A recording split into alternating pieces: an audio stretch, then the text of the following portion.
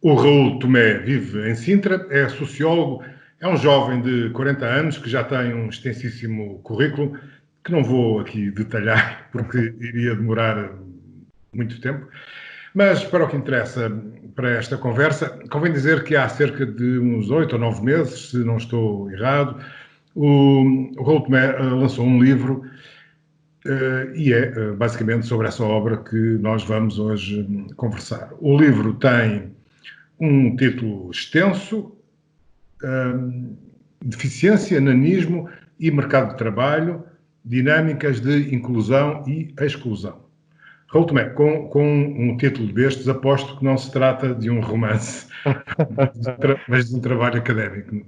É verdade, é verdade. É um trabalho académico na área do nanismo, uma área que tem sido muito pouco estudada em Portugal e penso que será mesmo o primeiro estudo sociológico feito a esta população em Portugal. E porquê é que se interessou por isto? Bom, por um lado, em contraposição em relação à minha pessoa, ou seja, eu tenho 1,94 m e a determinada altura da minha vida, nomeadamente na altura da adolescência, acabamos por sofrer algum estigma por sermos demasiado altos. E então acabei por pensar como é que seria o mundo ao contrário, ou seja, para as pessoas que eram a antítese daquilo que era serem demasiado baixas.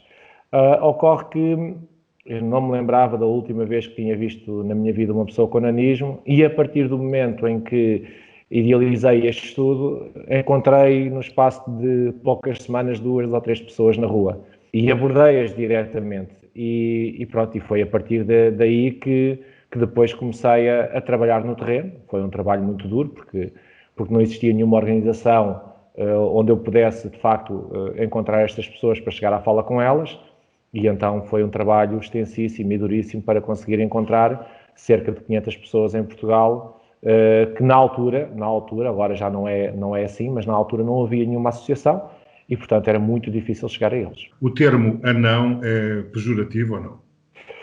É assim, ele é visto, obviamente, como pejorativo. Inclusivamente, eu não sei agora de cor, mas consta do livro,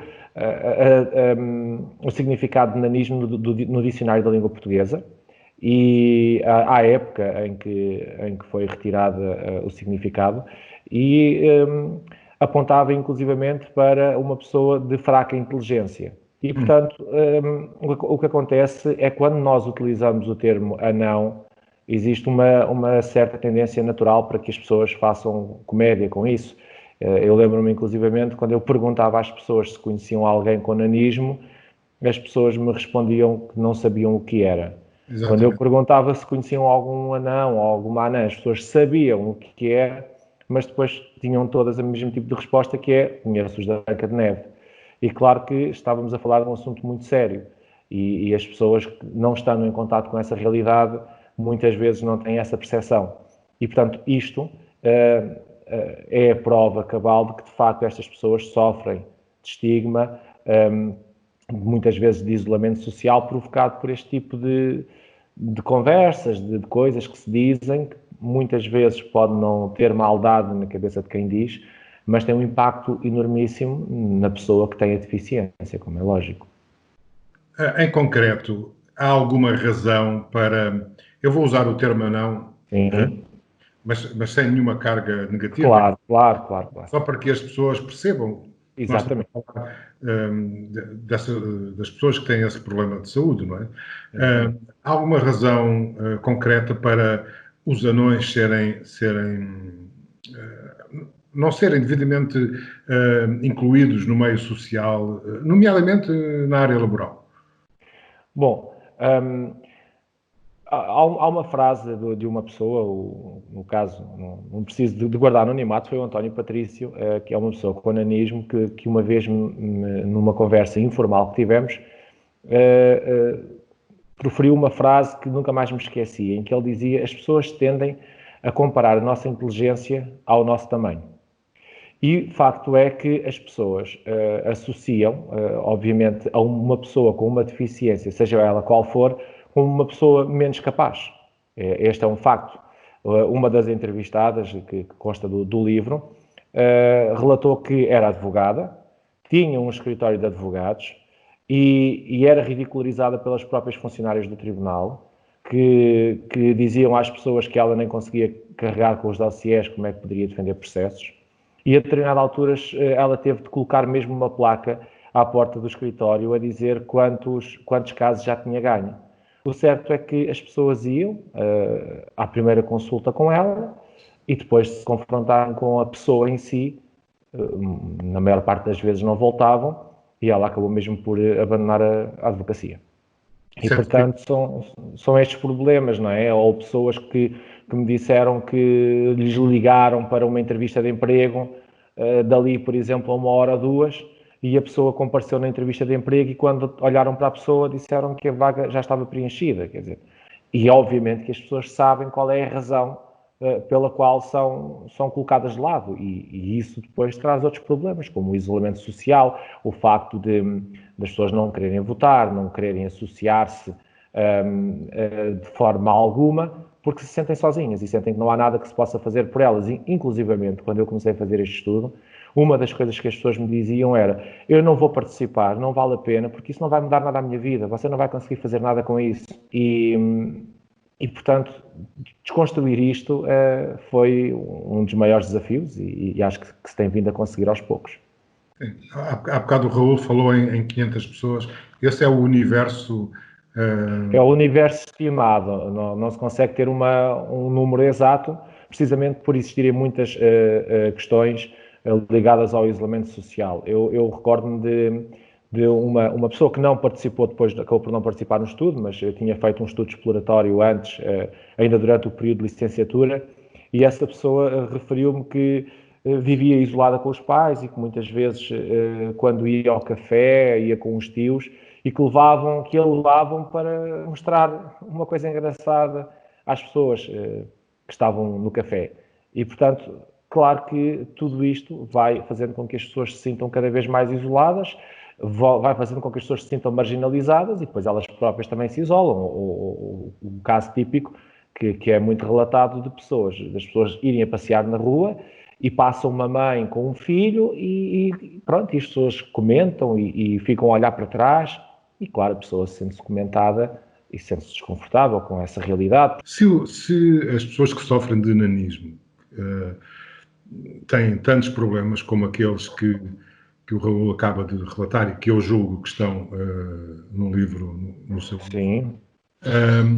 Isso significa, e sendo um universo tão pequeno, porque 500 pessoas, ou enfim, por aí, não significa uma escala, um problema a uma escala muito grande em termos da sociedade. Isso significa que o Estado não funciona, não protege essas pessoas que são tão frágeis. Não protege e não só, ou seja, o que eles sentem muitas vezes é que quando existe alguma coisa que de alguma forma os beneficia, eles beneficiam colateralmente, ou seja, se baixaram as cabines telefónicas e as caixas de multibanco, não foi por causa deles, foi porque existem pessoas em cadeiras de rodas, não é? E, portanto, eles sentem que são tomadas medidas para pessoas com fraca visão, com fraca mobilidade, mas depois, concretamente, não há nada que esteja adaptado para eles, como, por exemplo, alguns edifícios públicos não têm rampas. E os degraus, uma coisa que para nós, e que nós quando não temos o problema, não nos lembramos disto, os degraus têm um tamanho padronizado para pessoas com umas pernas com um determinado tamanho. Algumas destas pessoas, um degrau é praticamente da altura de um joelho.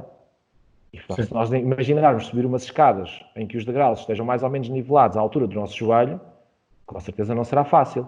Para além disso, existirem serviços de finanças, de segurança social e outros mais, em que os balcões são tão altos, em que os funcionários estão sentados e o balcão muitas vezes até é mais alto do que o próprio funcionário, e as pessoas não conseguem fazer-se ver e têm que estar aos gritos do outro lado do balcão, porque não existe visibilidade, e então a pessoa tem que se levantar, debruçar-se sobre o balcão para perceber que há um cidadão a precisar do Estado, a precisar dos serviços, e que muitas vezes isto ainda é motivo de risota, é demasiado triste e é a prova cabal, de facto, que o Estado não funciona, porque eles não têm nenhum tipo de apoio. A Associação Nacional de Displasias Ósseas, a ANDO, surgiu sensivelmente 2, 3 meses depois de eu ter finalizado este estudo. Ou seja, a determinada altura eu próprio pensei em criar uma associação porque existia a necessidade de agregar estas pessoas e de fazê-las perceber também os seus direitos, inclusivamente no mercado de trabalho, e as pessoas não sabem, ou seja, elas têm uma deficiência, mas depois o Estado não consegue cumprir o seu papel de ajudar as pessoas na integração no mercado de trabalho. E isto é tanto ou mais importante quanto mais não seja, porque eu próprio tive muita dificuldade em encontrar todas as leis num só sítio, porque não existia um só sítio, num só sítio onde as pessoas com uma deficiência, seja ela qual for, possam aceder, por exemplo, a um site e dizer, e ler, ok, estas são as vantagens que eu tenho se ingressar no mercado de trabalho e que as empresas também têm se me contratar. E então foi preciso ligar para a Segurança Social, para o Ministério para o Centro de Emprego, para o IEFP, Instituto de Emprego e Formação Profissional, e as coisas estavam dispersas e teve que ser com a ajuda de uma advogada, a doutora Cláudia Mendes Torres, que participou, me ajudou na parte legal, e com a ajuda do IEFP e da Segurança Social, que me iam dizendo onde é que eu podia consultar a lei que estava completamente espalhada na internet, para conseguirmos agregar tudo e colocar tudo neste livro, claro que no último capítulo, de uma forma simplificada, porque inclusivamente depois a lei, como nós sabemos, não é fácil de interpretar. Portanto, um cidadão comum não tem facilidade de interpretar a lei. Então foi preciso, primeiro, juntar tudo, depois foi preciso desconstruir, explicar às pessoas como é que funcionava cada uma daquelas leis. E aqui é mais do que evidente que o Estado falha. Porque não é razoável que um cidadão tenha...